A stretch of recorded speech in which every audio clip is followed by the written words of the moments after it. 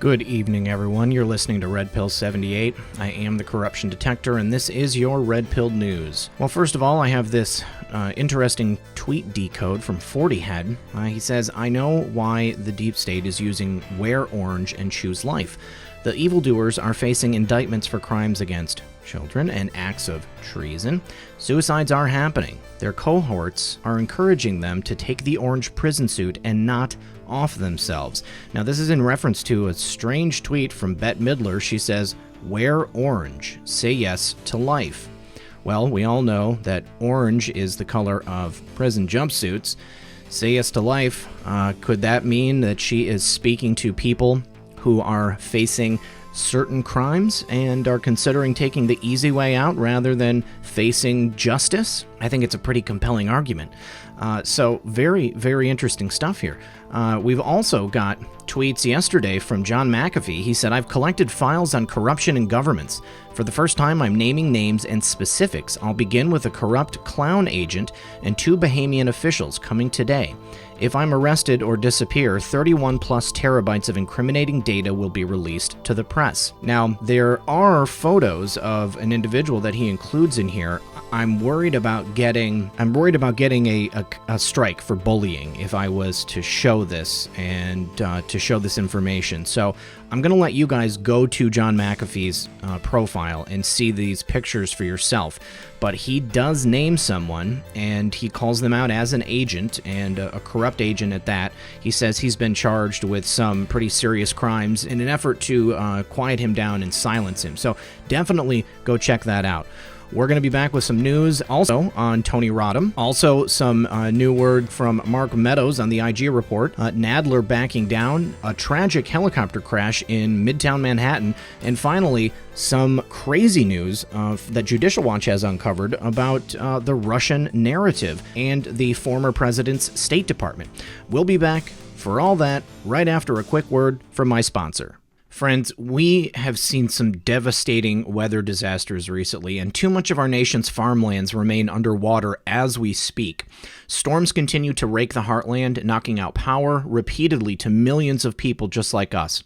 It's been a bad year so far for areas that have been hit by this stuff, and hurricane and wildfire seasons are just getting underway. When emergencies strike and the power goes out, closing stores, you should have a backup food supply standing by in your home, ready for you to use. Have you seen the 2-week food supply in a locking tote from My Patriot Supply? If not, it's time to get online now and get one. Right now, this 2-week emergency food kit is being sold at 45% off the regular price when you go to my special website, www.preparewithredpill78.com. There's breakfasts, lunches, dinners, and they last up to 25 years. And My Patriot Supply ships fast too, just 1 business day right to your door. Remember, when it's breaking news, it's too late to prepare. So do this now so there's no surprises, and save 45% at preparewithredpill78.com.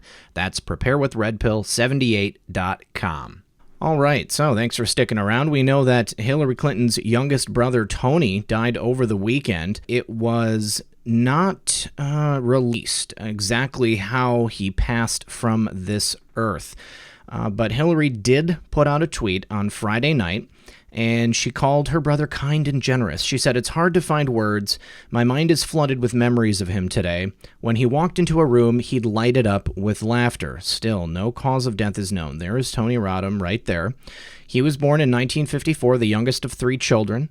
And he has Hillary Clinton as an older sibling, also Hugh Rodham as an older sibling. He was married to a woman named Megan Madden. They wed in 2005. He's got 3 kids. And, we know that Tony was involved in a lot of different things and kind of looked at the Clintons as his ticket to fame, fortune, and money. Now, something interesting that my friend and fellow researcher Methods brought to my attention was red carpet event. How many times have we been told about a red carpet event? Several times in the posts that we follow from our favorite Anon. Well, guess what took place last night? The Tonys. The Tonys took place last night. That's certainly a red carpet event. And guess who was nominated? To Kill a Mockingbird. Remember this tweet right here? The perfect day to see To Kill a Mockingbird on Broadway. Amazing cast and a vital message. All rise. I did a video on decode of this tweet from James Comey way back then. Just some very interesting coincidences, but of course we know that there's no such thing as coincidences in the world of the cabal. Now, on to the news. Mark Meadows is speaking out. He says that the Inspector General's report is delayed. Crimes were committed and people need to go to jail. He joined, of course, Maria Bartiromo yesterday morning on Sunday Morning Futures, and he said with the Inspector's General report that's going to be coming out, it's delayed, but that people are going to go to jail. Maria said, so all of these misconceptions and misrepresentations in the Mueller report, is there going to be accountability here, Congressman? I mean, you talk about John Brennan, Peter Strzok, Andrew McCabe, James Comey, and all of these people that created this narrative that the president was colluding with Russia. Will we see accountability? I know that you all want to see accountability pretty bad. I know that you all want to see accountability pretty badly.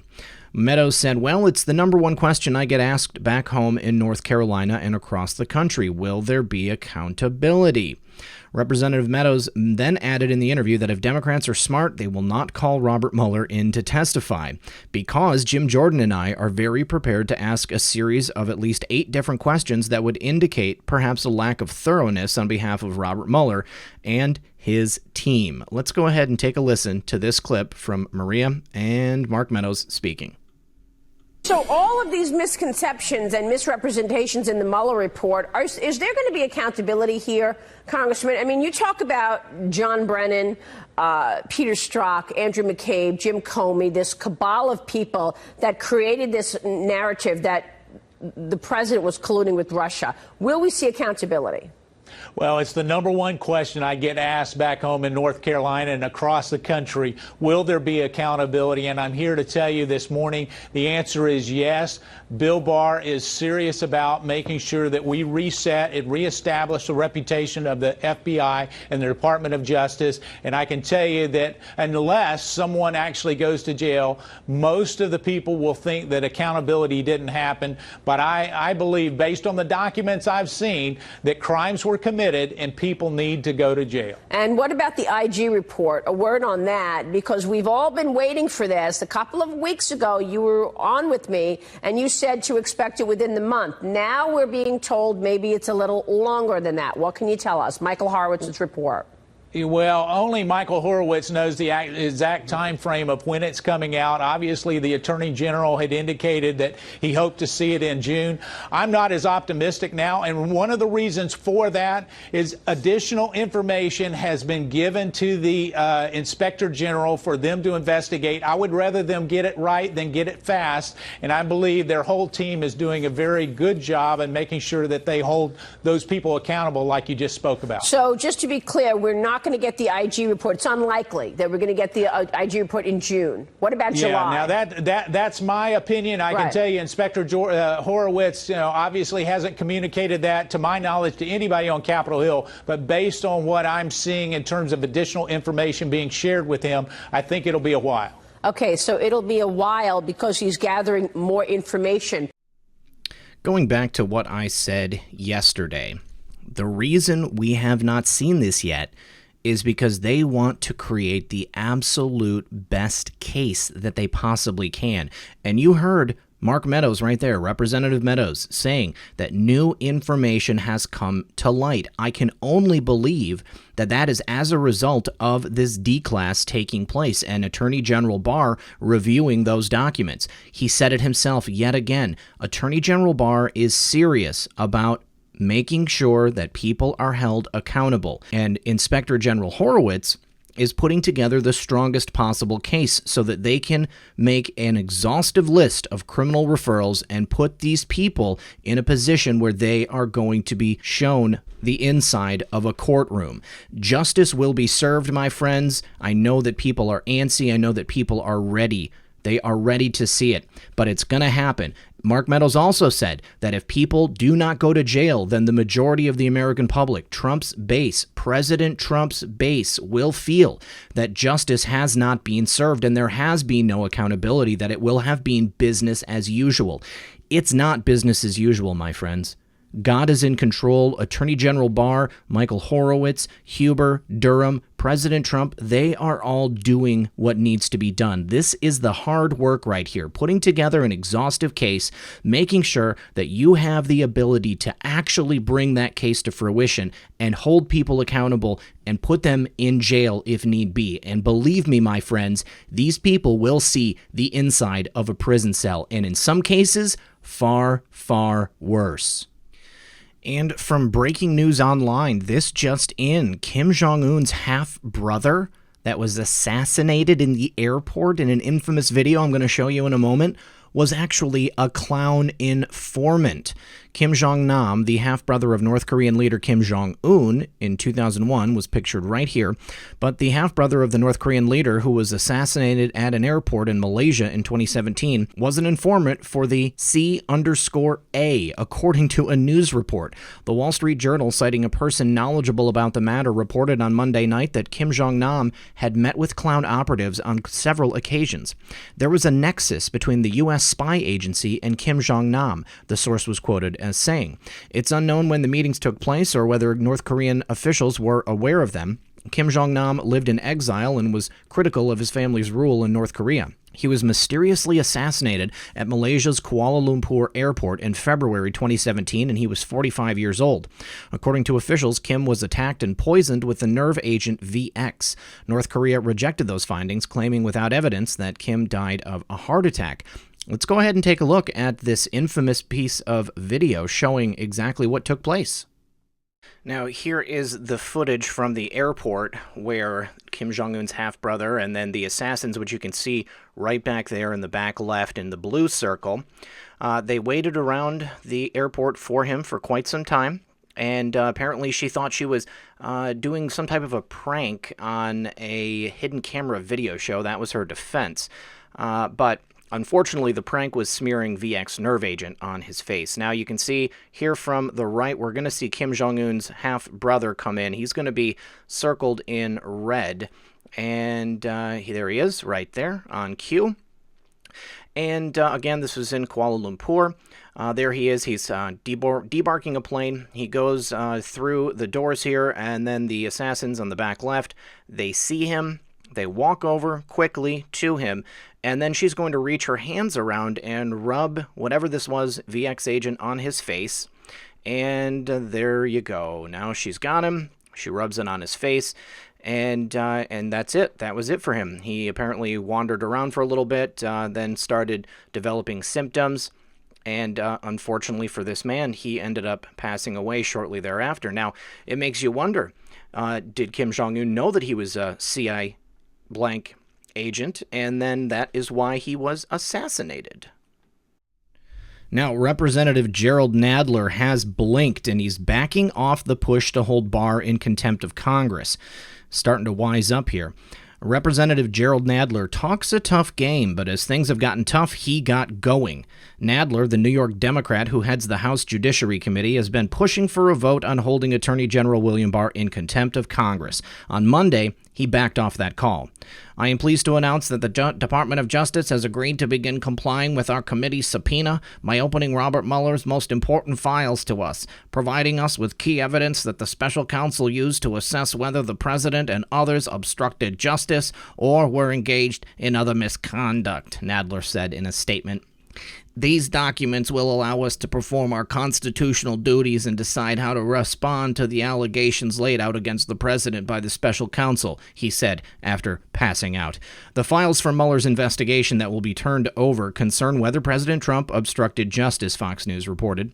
Nadler said both Democrats and Republicans will be allowed to view the files. In exchange, Nadler called off a contempt vote.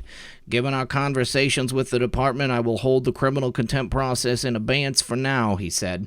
We have agreed to allow the department time to demonstrate compliance with the agreement. If the department proceeds in good faith and we are able to obtain everything we need, then there will be no need to take further steps. Nadler said, though, that if important information is held back, the committee would have no choice but to enforce our subpoena in court and consider other remedies. Last month, Nadler's committee voted to hold Barr in contempt. The Justice Department had refused to hand over an unredacted version of Mueller's report into alleged collusion between Trump's 2016 campaign and Russia or the underlying documents, which total thousands of pages. Fox reported that the committee is still prepared to move forward on a separate contempt-related resolution to enforce subpoenas for Barr and former White House counsel Don McGahn. The measure is scheduled to be prepared late Monday in the House Rules Committee for possible floor action on Tuesday. The top Republican on the House Judiciary Committee, Representative Doug Collins of Georgia, said Nadler is doing the right thing. Today's good faith provision from the administration further debunks claims that the White House is stonewalling Congress, which Chairman Representative Adam Schiff's successful negotiations with the Justice Department already showed, Collins said, referring to a deal between the House Intelligence Committee and the Justice Department. Mueller testified last month that there was not sufficient evidence to charge a conspiracy. If we had confidence that the president clearly did not commit a crime, we would have said that, Mueller said. We did not determine whether the president did commit a crime, he said, adding that charging the president was not an option we could consider. That's when Nadler moved forward with the notion of impeachment. Given that special counsel Robert Mueller was unable to pursue criminal charges against the president, it falls to Congress to respond to the crimes, lies, and other wrongdoings of President Trump, and we will do so, Nadler said in a statement. No one, not even the President of the United States, is above the law. That's the one thing Gerald Nadler said that I agree with. You're right, Jerry. No one, not even Congress, is above the law. Despite Congress's responsibility for oversight, there is many other things they're responsible to, namely upholding the Constitution. And people like you, Jerry, you don't get to pick and choose what you hold as sacred from that very sacred document. You have far more responsibilities than you have ever upheld in Congress. And just because you lost doesn't give you the right to have a never-ending series of bogus investigations against someone who clearly never committed a single crime. Give Jerry Nadler the documents. Give him the proof showing that there absolutely were no crimes committed by President Trump, his transition team, or anyone even vaguely associated with him. Give him the documentation showing that Carter Page was a clown asset, or that he worked with the FBI or the State Department, that he gave information to his country to safeguard the security, the national security of the United States of America. Give Gerald Nadler the proof that he so horribly desires, because once he sees it, it will be undeniable that President Trump and anyone even tangentially surrounding him did absolutely nothing wrong. I look forward to that day, Jerry. Now, breaking news. At least one person is dead in Midtown Manhattan after a helicopter has crashed into a building. One pilot was killed after a helicopter crashed into a building in Midtown Manhattan on Monday afternoon. The helicopter crash took place on top of 787 7th Avenue. And here we have a tweet from NYPD Midtown North. He says, 7th Avenue south of West 57th Street is closed to vehicular traffic. Please avoid the area of 787 7th Avenue. Updates to follow. West 51st and West 52nd Street, 6th and 7th Avenue is closed to vehicular and pedestrian traffic as well. According to reports, only the pilot was on board the helicopter when it crashed in rainy, foggy conditions, and video of the helicopter flying erratically can be seen here before it crashed. Let's go ahead and take a look.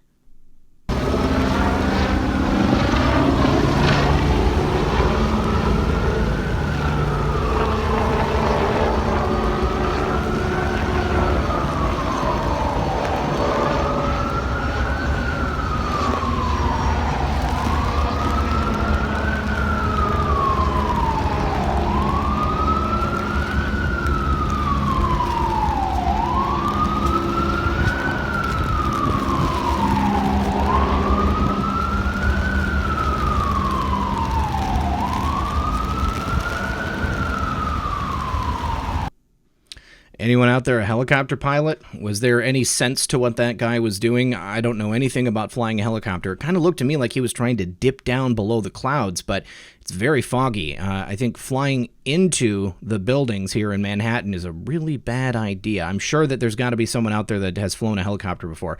Now, here is video of the building shortly after the helicopter crashed. That's not the same building, that's a different building, I think. Yeah, that's a different building. Okay, let's take a look. Looks like maybe it crashed into the top of the building. Perhaps it was trying to land.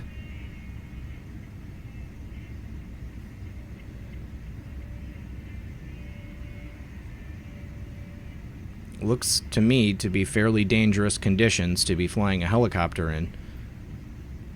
We'll certainly be looking to get more information about this tragic event and who exactly was on this helicopter. Once again, if anyone out there is a helicopter pilot or has experience flying a helicopter and wants to send me an email, redpill78@protonmail.com, and give me some information. Looks like maybe this video was right after the crash, because as you can see, the smoke is getting thicker and thicker. There was a significant flame coming off the top of the building. Right before that, I had heard what sounded like a helicopter. I don't know if it tried to land up there, if it was coming by to look at what's going on the roof. Couldn't tell.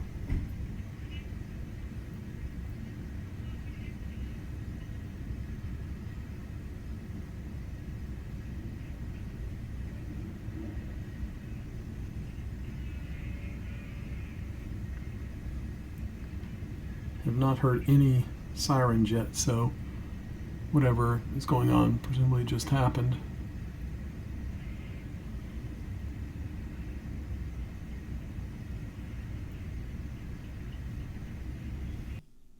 All right, that was from Lance Kuntz on Twitter, LH Kuntz. He says, we're 1 block south. 20 minutes ago, there was a loud sound like a Tulo helicopter, and I looked up and saw a sheet of flame on the roof and then smoke. News reports are saying helicopter small plane crash onto the roof, which could be consistent with what I heard and saw. Now, apparently, Governor Andrew Cuomo rushed to the scene, and preliminary information indicates the helicopter made a forced landing on the roof of the high-rise, as reported by CBS News. We're going to have to break into that now to take you to our local affiliate, WCBS. It's reporting on some kind of helicopter crash that just occurred on 7th Avenue into a building. Let's listen.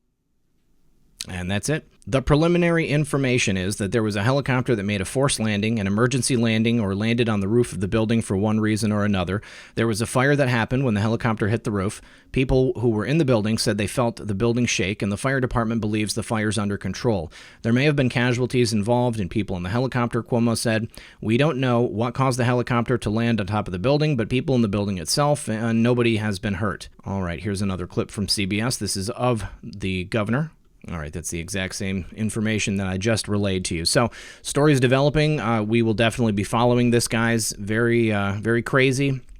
Obviously, safety first if you're going to get into a moving air vehicle.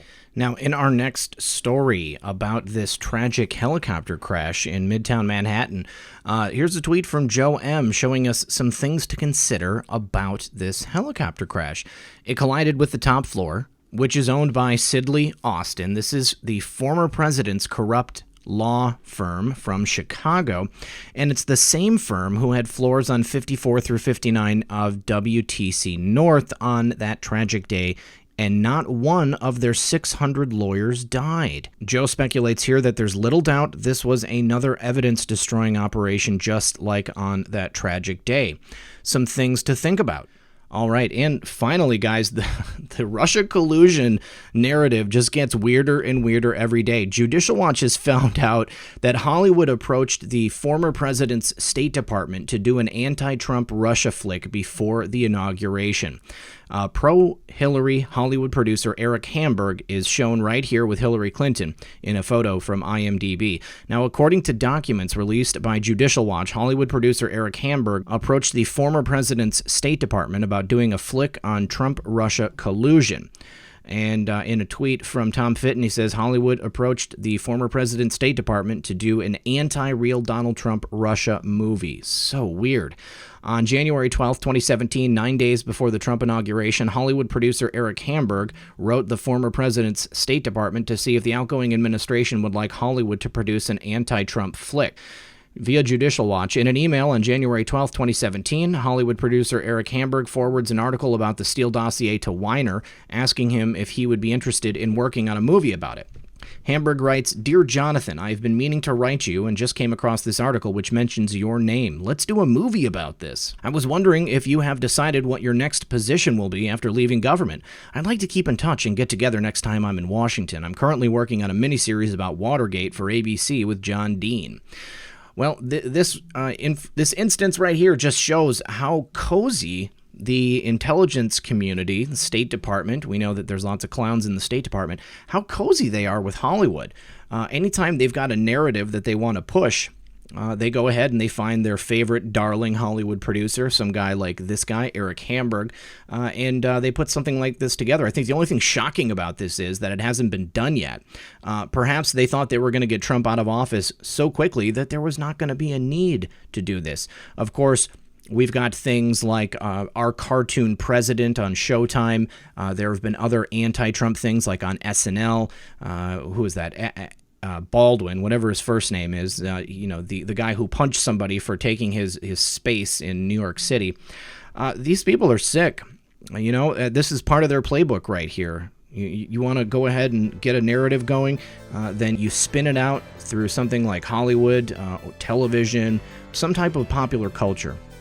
But thank goodness that we are in a position right now where these people are finally going to go down. We're going to take this stuff back, and we're going to take this filth out of Hollywood, out of the mainstream popular culture, even if it's too late for some of the people that have been exposed to it their entire lives. I think that we can begin to make things better. All right, guys, that's all I have for you today. I want to thank everyone for joining me. As always, this has been Red Pill 78. I am the corruption detector, and this was your Red Pill News. Good luck, everyone, and God bless.